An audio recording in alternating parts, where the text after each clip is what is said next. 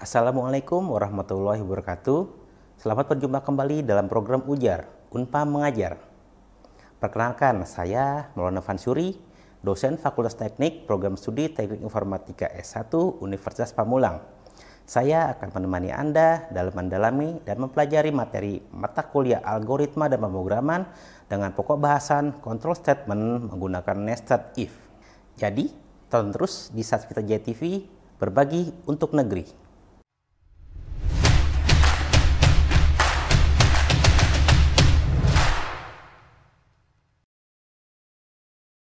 Pada pertemuan ini, saya akan menyampaikan pembahasan tentang control statement menggunakan nested if, yang terdiri dari definisi control statement if, jenis-jenis perintah if, perintah nested if atau if bersarang, serta studi kasus pembuatan program menggunakan nested if, penggunaan logika serta fungsi if, serta studi kasus pembuatan program menggunakan fungsi if. Semoga setelah menonton video pembelajaran ini, kalian mampu memahami penggunaan control statement menggunakan nested if dalam bahasa pemrograman.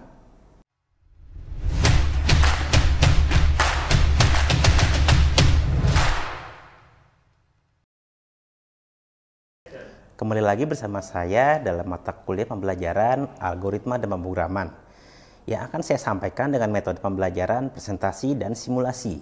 Silakan perhatikan baik-baik ya. Sudah siap? Mari kita mulai. Pada materi sebelumnya, pembahasan kita adalah mengenai statement if. Statement if merupakan blok kode program, di mana program akan melakukan sebuah proses jika suatu kondisi pada statement if terpenuhi. Namun, jika kondisi dari if tersebut tidak terpenuhi, maka kode program tidak akan dijalankan. Ada 3 jenis decision if pada bahasa pemrograman. Decision if yang pertama adalah perintah if. Ini merupakan bentuk dasar pada decision if.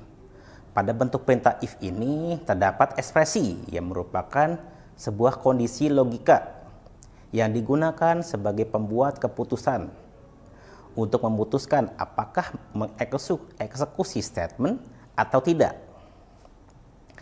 Jika dinilai dari ekspresi adalah true atau benar, maka statement akan dieksekusi. Dan jika dinilai dari ekspresi adalah false atau salah, maka statement tidak akan dijalankan. Sebagai contoh, pada sebuah program menghitung nilai ujian, jika fungsi if pada program menghitung nilai ujian tersebut diberikan logika nilai ekspresi di atas atau sama dengan 80, maka akan dinyatakan lulus. Kemudian user akan menginput nilai 89. Maka pada layar akan memberikan output nilai atau hasil dari program tersebut adalah lulus. Namun jika user menginput nilai 55, maka program tidak akan melakukan aksi apa-apa karena ekspresi pada fungsi if bernilai false atau salah. Cara kerjanya seperti pada gambar di samping. Pada program sudah diberikan nilai ekspresi. Jika nilai di atas atau sama dengan 80, maka akan diberikan keterangan lulus. Pada keyboard, misalkan user menginput nilai 89, tadi itu contohnya, maka memori akan memproses data sesuai ekspresi yang sudah dibuat. Jika sesuai atau data bernilai true, maka pada layar akan menampilkan keterangan lulus. Kemudian, jika user menginput nilai 55, maka memori akan memproses kembali sesuai data ekspresi yang sudah dibuat. Karena tidak sesuai atau data bernilai false, maka layar tidak akan menampilkan apa-apa. Jenis decision if yang kedua adalah perintah if else. Pada bentuk perintah if else ini terdapat ekspresi yang merupakan sebuah kondisi logika yang digunakan sebagai pembuat keputusan untuk memutuskan apakah mengeksekusi statement. Pada fungsi if else ini memiliki 2 statement. Statement yang pertama digunakan untuk memproses if, di mana fungsi ini akan berjalan saat ekspresi bernilai true atau benar. Kemudian statement yang kedua digunakan untuk memproses fungsi else, di mana fungsi ini akan berjalan saat ekspresi bernilai false atau salah.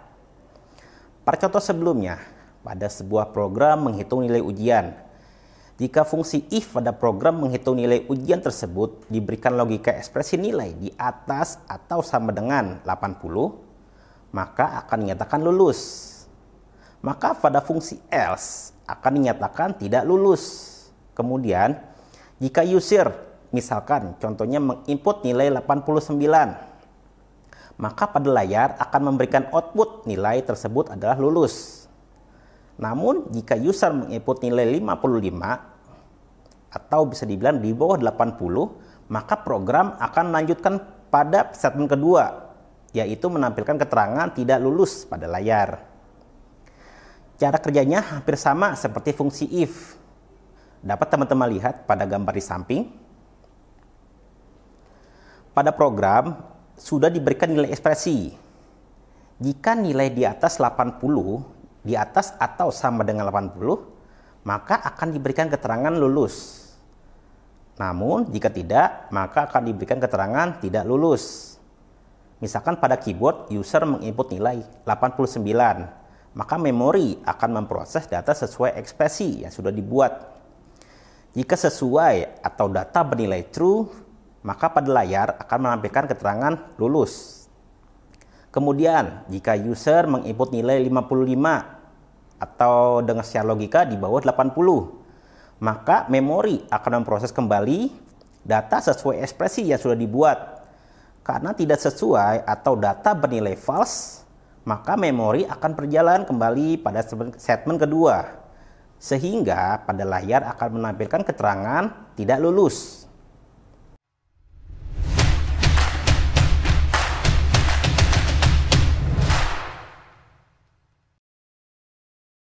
Selanjutnya, jenis decision if yang ketiga adalah perintah nested if atau if bersarang. Bentuk umum pada fungsi nested if seperti pada gambar di samping. Pada nested if memiliki dua ekspresi yang merupakan sebuah ekspresi logika yang digunakan sebagai pembuat keputusan untuk memutuskan apakah mengeksekusi statement atau tidak. Pada nested if, jika nilai pada ekspresi 1 adalah true, maka proses pengecekan akan dilanjutkan ke ekspresi kedua. Jika nilai ekspresi kedua adalah true, maka statement 1 yang akan dieksekusi. Jika nilai ekspresi 2 adalah false atau salah, maka statement 2 yang akan dieksekusi. Kembali ke langkah awal, jika nilai ekspresi 1 adalah false atau salah, maka statement 3 yang akan dieksekusi. Sebuah contoh, pada sebuah program untuk menentukan kategori umur seseorang. Jika umur seseorang di bawah atau sama dengan 18 tahun, maka disebut sebagai kategori remaja. Jika umur seseorang di bawah atau sama dengan 10 tahun, maka disebut sebagai kategori anak-anak. Namun, jika umur seseorang di atas 18 tahun, maka disebut sebagai kategori dewasa. Alur flowchart-nya seperti pada gambar di samping. Jika umur di bawah 18 tahun, maka program akan berlanjut ke fungsi if yang kedua untuk mengetahui jika umur di bawah atau sama dengan 10 tahun. Maka masuk kategori sebagai anak-anak. Jika di atas 10 tahun, maka masuk kategori remaja. Dan kembali ke pernyataan awal program, jika kondisi umur di atas atau sama dengan 18 tahun bernilai false, maka masuk kategori dewasa.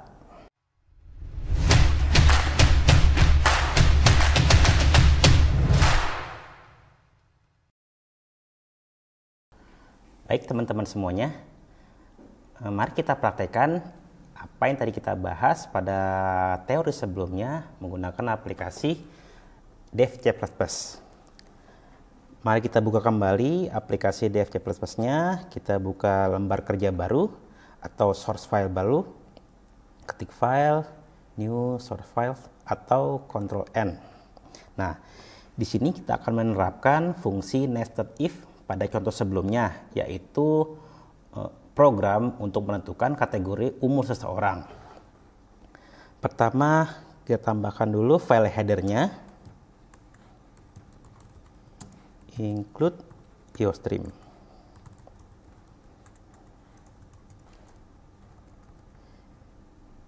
Ini untuk penggunaan standar untuk fungsi in dan out pada program C++.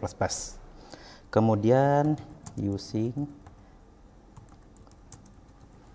kita gunakan using namespace standar. Kemudian kita masuk ke baris program untuk program utamanya int main. Jangan lupa ditambahkan kurung kurawal di dalamnya untuk menambahkan lembar kerja utama dari sebuah program yang akan kita gunakan. Langkah pertama untuk pembuatan program nested if ini, pertama kita tambahkan umur.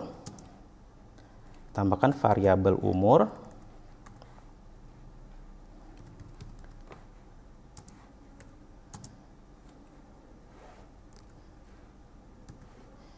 Di sini kita langsung masukkan untuk variabel umur seseorang, yaitu umurnya adalah 12 tahun.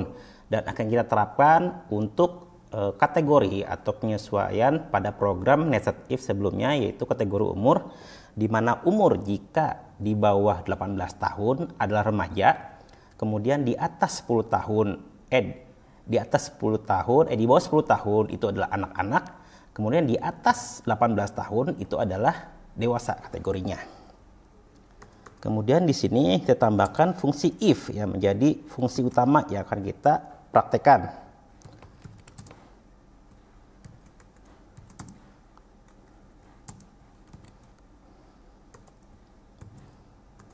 Jangan lupa untuk menerapkan fungsi kurung kurawal di dalam nested if, karena kebanyakan kasus itu terjadi kesalahan atau error adalah penempatan kurung kurawal yang salah.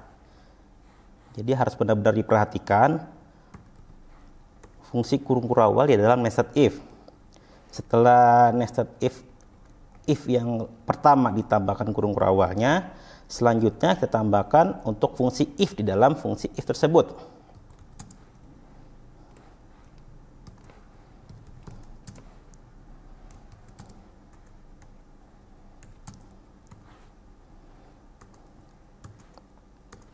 Nah, di sini bisa terlihat untuk perbedaan untuk fungsi if yang outer if atau fungsi if yang di luar dengan fungsi if yang bersarang ini sudah beda. Terlihat dari aplikasinya sudah diterapkan ada tanda garis di sampingnya. Ini menandakan bahwa kurung kurawal yang pertama ini untuk menandakan statement yang pertama, yaitu if yang utama. Kemudian kurung kurawal di dalamnya ada if lagi, itu menandakan untuk if bersarangnya. Pertama kita tambahkan dulu.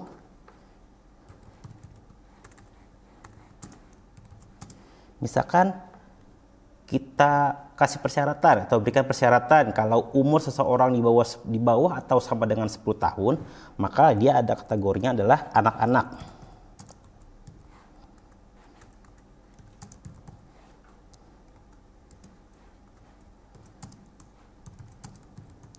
Jangan lupa kita tambahkan fungsi endl untuk membuat sebuah garis baru di bawahnya.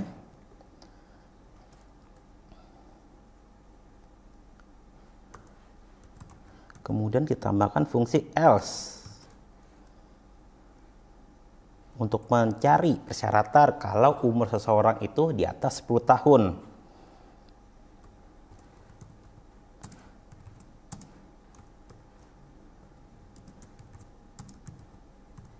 Nah, kalau umur seseorang itu di atas 10 tahun, maka dia masuk kategori remaja. Dan di sini kita tambahkan fungsi kategori remaja. Kemudian untuk if yang awal atau fungsi if yang pertama, kita tambahkan untuk pengecualiannya lagi untuk nilai yang false atau salah. Tambahkan else.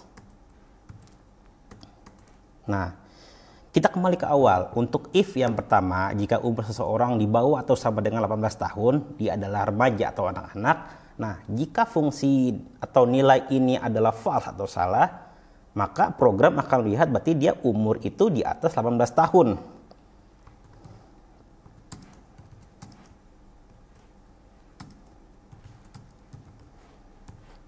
Nah, untuk umur seorang di atas 18 tahun, kita gorekan sebagai dewasa.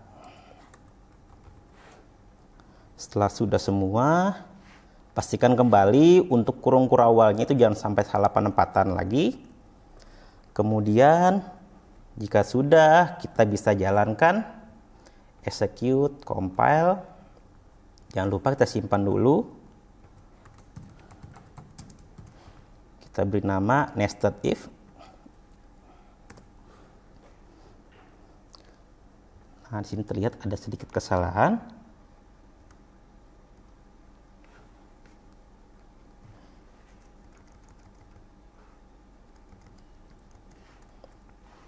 Nah, di sini terlihat untuk penulisan cout atau fungsi-fungsi dalam aplikasi DevC++, ini karena DevC++ itu memiliki fungsi atau dasarnya itu case sensitif, maka penempatan huruf besar atau huruf kecil itu sangat benar-benar diperhatikan. Tadi sedikit ada kesalahan untuk penulisan cout ini cout-nya ini diawali dengan huruf besar, huruf C-nya, maka dia akan memberikan kesalahan ini sebuah variabel. Nah, kita compile lagi. Oke, tidak ada error. Kemudian kita running. Nah, di sini sudah terlihat hasilnya. Di awal program kita mendefinisikan sebuah variabel umur dengan nilainya adalah 12. Berarti nilai seseorang ini umur seseorang ini adalah 12 tahun. Nah, dalam program kita buat kalau misalkan umur seseorang itu di bawah 18 tahun, maka dihitungnya adalah anak-anak atau remaja. Nah, kalau umur 12 tahun ini berarti kan masih di bawah 18 tahun, berarti dia masuk di bawah terhitung sebagai anak-anak atau remaja. Namun dilihat lagi, kalau misalkan dalam if persarangnya itu ada pilihan lagi. Kalau misalkan dia di bawah 10 tahun itu anak-anak. Kalau di atas 10 tahun dia adalah remaja. Nah, di awal kita menambahkan variabel umur itu adalah 12 tahun, maka dia masuk dalam remaja. Dan di sini terlihat hasil programnya itu adalah remaja. Coba kalau misalkan kita ubah. Untuk variabel umurnya nilainya adalah misalkan 20 tahun. Berarti kalau secara logika dia adalah dewasa karena umurnya di atas 18 tahun. Kita running ulang.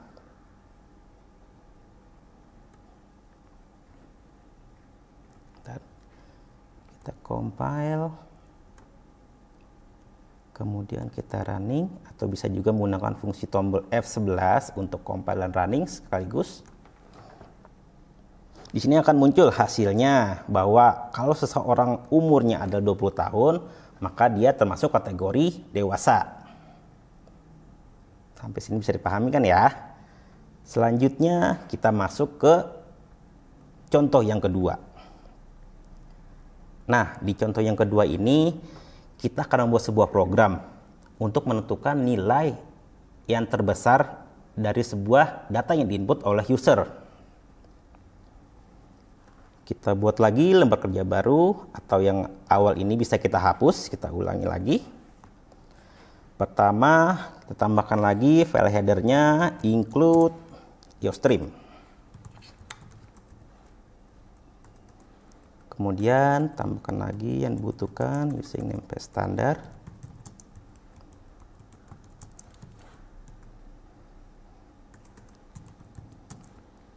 Tambahkan fungsi main atau fungsi utamanya.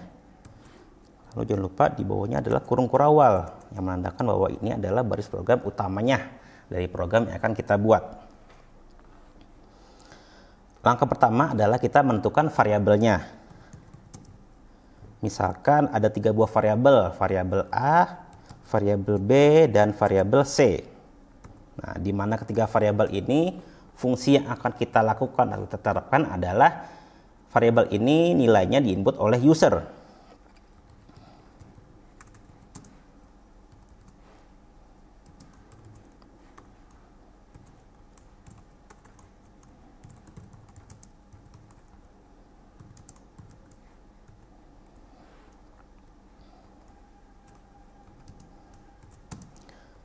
Tambahkan, masukkan nilai ke 1.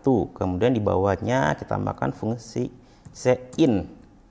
di mana fungsi ini user akan menambahkan atau menginput nilai dalam program. Yang pertama adalah nilai A. Kemudian kita tambahkan lagi untuk variabel selanjutnya.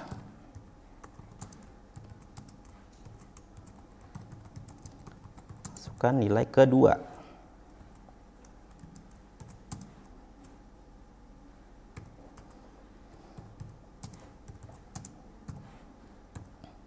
Kemudian yang selanjutnya adalah nilai untuk nilai ketiga.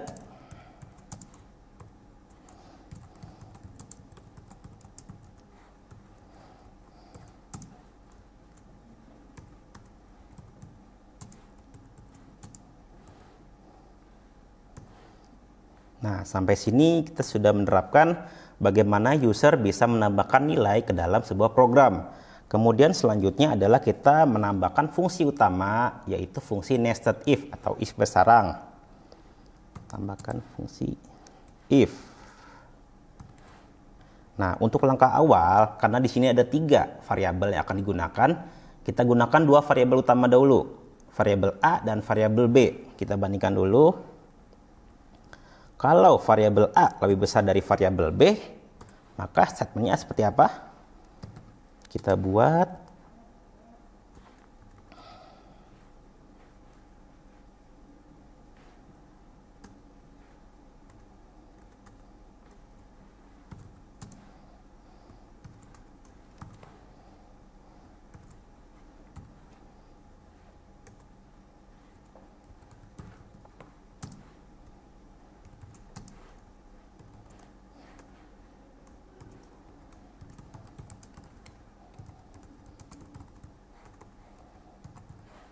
nilai terbesar adalah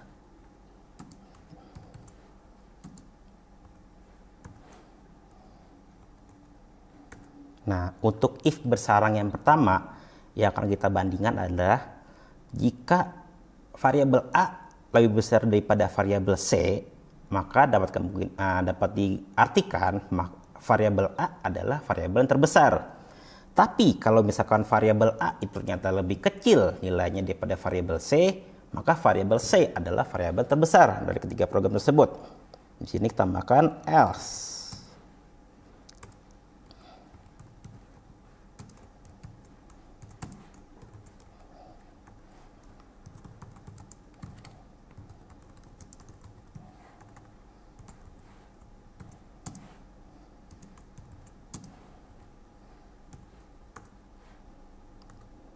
Nah, di sini kita kembali ke fungsi if yang pertama.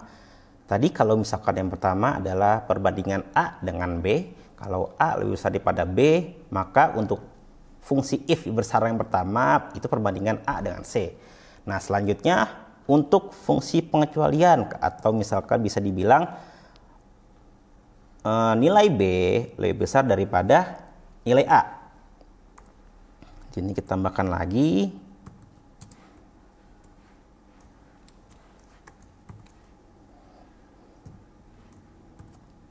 Nah, untuk fungsi if bersarang yang kedua, kita akan membandingkan nilai B dengan nilai C. Kalau misalkan nilai B ternyata lebih besar daripada C, maka dapat dipastikan variabel B adalah yang terbesar. Sebaliknya, kalau misalkan variabel C lebih besar daripada B, maka sudah dipastikan nilai C adalah yang terbesar. Kemudian dia tambahkan statementnya. Out. Nah, sampai sini program kita sudah selesai. Kita baca kembali dari awal program untuk mengecek kalau ada kesalahan. Pertama kita cek variabelnya sudah sesuai. Kita gunakan 3 variabel. Kemudian bagaimana user bisa menambahkan nilai kepada dalam program. Di sini kita tambahkan fungsi cout dan in untuk tiap variabelnya. Kita sudah gunakan 3 variabel. Kemudian yang selanjutnya adalah fungsi if bersarangnya. Kita buat perbandingan. Kalau misalkan A lebih besar daripada B, kemudian kita bandingkan lagi dalam fungsi if syaratnya. Kalau misalkan A ternyata lebih besar daripada C, maka dipastikan A itu nilai terbesar. Kalau misalkan A lebih kecil daripada C, maka dipastikan C itu nilai terbesar. Kemudian untuk fungsi if yang utama, yaitu if yang paling awal. Jika ternyata B itu lebih besar daripada A, kemudian kita bandingkan nilai B dengan variabel C. Kalau misalkan nilai B ternyata lebih besar daripada C, bisa dipastikan variabel B yang terbesar. Kemudian untuk yang nilai salahnya atau false-nya ternyata nilai B lebih kecil daripada C, maka bisa dipastikan nilai C adalah variabel terbesar. Dari sini kemudian kita compile dan running, atau bisa menggunakan fungsi tombol F11 pada keyboard. Nah, di sini sudah terlihat ada kesalahan.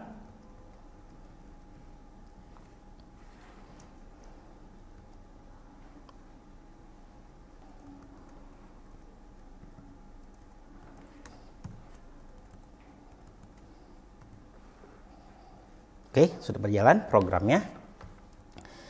Di sini kita lihat bahwa pada layar program akan meminta nilai variabel yang akan diinput oleh user. Pertama kita masukkan nilai pertama, misalkan kita tambahkan nilai 4. Kemudian nilai kedua, yaitu misalkan 7 contohnya. Kemudian contohnya untuk nilai ketiga, misalkan 2. Dari sini bisa kita lihat variabel pertama yaitu nilainya adalah 4, variabel kedua nilainya adalah 7, variabel ketiga nilainya adalah 2. Kalau secara logika kita bisa lihat nih, berarti untuk nilai terbesar adalah 7. Kita lihat hasilnya, ternyata sesuai.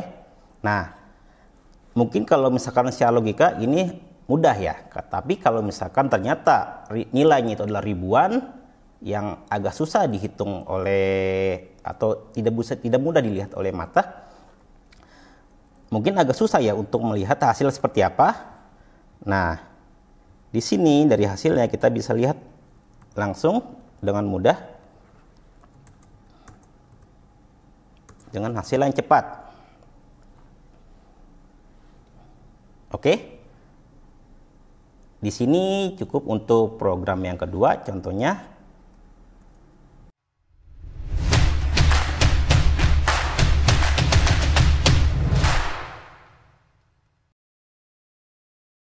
Nah, itu tadi materi pembelajaran tentang control statement menggunakan if, khususnya untuk penerapan nested if atau if bersarang. Mudah dipahamin kan? Sekarang coba ya kalian praktekkan di rumah, ambil studi kasus sederhana yang menarik. Buat program sederhana untuk menampilkan nilai yang diinput oleh user.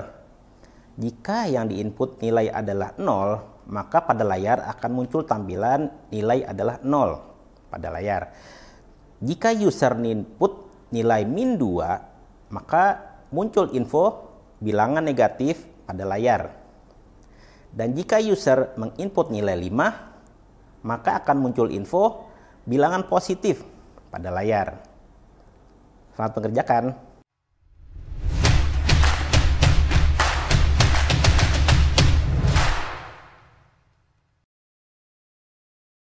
Baik teman-teman semuanya, kunci untuk bisa memahami control statement menggunakan if, khususnya nested if, adalah dengan sering berlatih. Mencoba berbagai macam studi kasus, terutama kasus dalam pengambilan keputusan. Semakin sering berlatih, semakin mudah memahami penggunaan control statement menggunakan if dalam bahasa program. Demikianlah tadi materi control statement menggunakan if lanjutan, sebagai salah satu dari bagian materi pembelajaran mata kuliah algoritma dan pemrograman. Terima kasih atas perhatiannya. Sampai berjumpa lagi dengan saya, Maulana Fansuri, di episode selanjutnya. Selamat belajar dan kreasi. Salam teknik informatika unggul. Salam ujar. Wassalamualaikum warahmatullahi wabarakatuh.